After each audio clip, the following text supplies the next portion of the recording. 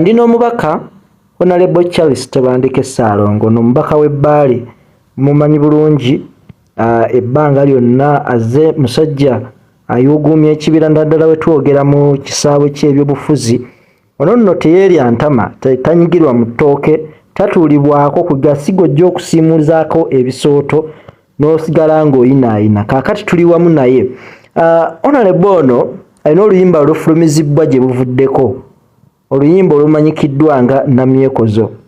Nzikiriza nga mmwe nange mubadde muyina ebibuuzo ku luyimba luno era nga twagala tufune ekifaananyi ekituufu lwaki yayimbye oluyimba luno kubanga abantu ab'enjawulo bazze balutaputa mu ngeri nga gye baagadde kandukuweemukaawo katono olwo oluyimba lw'owulira olwo kati nga w'owulidde oluyimba olwo twagala omubaka atubuulire yasinzidde ku ki yabadde alusindikira ani n'ebiki nga bwe binaaba bitambudde. Honorable nsaba olamuseeko ku bakulaba. Batulaba mwenna mbalamusizzaako nnyo basebo ne banyabo. Nkimanyi bulungi nti ekiseera eky'eggandaalo kyakikome naye kiteekwa okuba nga tulina kifuniramu emirembe kubanga ye Uganda gye tuwangaaliramu. Nze Charles Tebandeke omubaka wa Bbaale constituency mu Kayunga district. Ndi musajja muyimbi ate ndi all round. Nkola ebintu bingi nina a sequence of my hobbies ebintu bingi byenkola mu budde bwange obw'eddembe.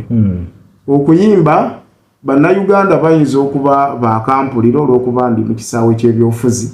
Omanyi ba politician tuhitinga nnyo ne tujja ku ssimu. Naye ng'okuyimba ndudde ennyimba okuviira ddala mu mwaka ogw'ol1995.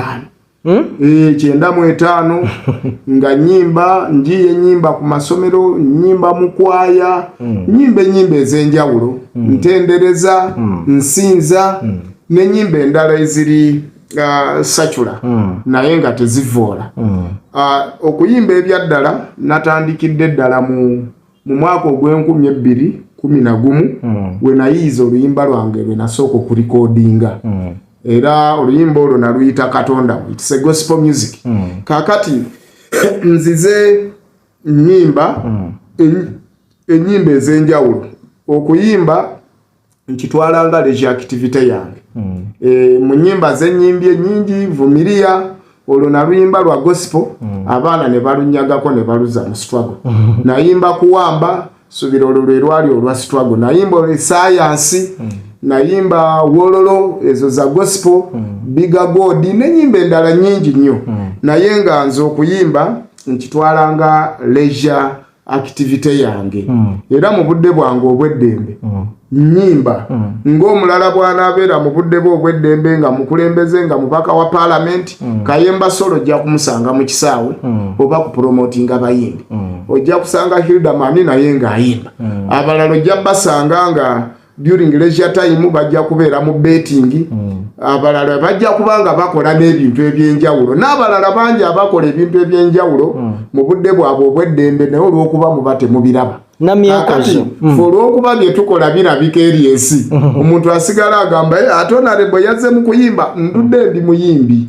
So oluyimba olwo olwa Namyekozo naluwandiika dda nsuubira lubadde luwezezza omwaka mu gundi yange mu kitabo kyange ekyennyimba. Ennyimba nzeewandiikira nenzikola editing then nenzicomposinga nenkola editing then nenzeeyimbira nengenda mu studio.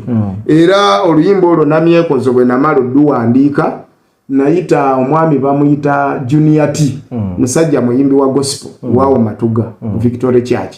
Nanyambako okulweditinga n'okulutereza okugyamu ebigambo ebimu n'okuteekamu ebirala. Kakati oluyimba olwo bwe lutyo nendulabanga nange lwali lunkolera era nga lunnyumira. Omanyi bw'oba oyimba osooka ne weeyimbira ggwe then n'olyoka oyimbira audience. Kakati oluyimba olwo saaluyimbira muntu yenna nti muntu omu naluyimbira audience oluvannyuma lw'okulweyimbira.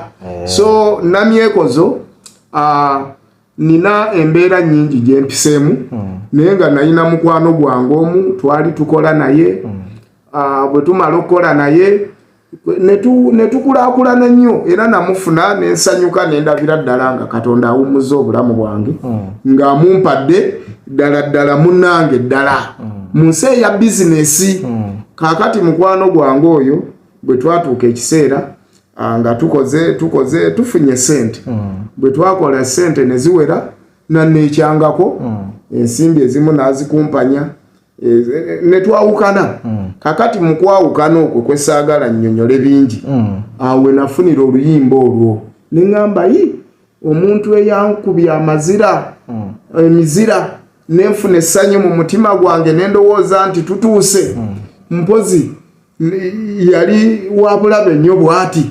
Kakati oluyimba olwo kwe kulufuna nti olimba nnyo namyekoze olimba waŋŋamba okiringa naye nze onkiringa twali tukyatinga kyokka gwonkiyitinga. Kakati olwo oluyimba we nakola era ki we nalufuna nga bizinesi buli ke twakolangawo kabeera wuwe buli kalungi konna kabeera wuwe loosi bwe zijja ne zibeera wange. Kakati bwe nfunira olwo oluyimba.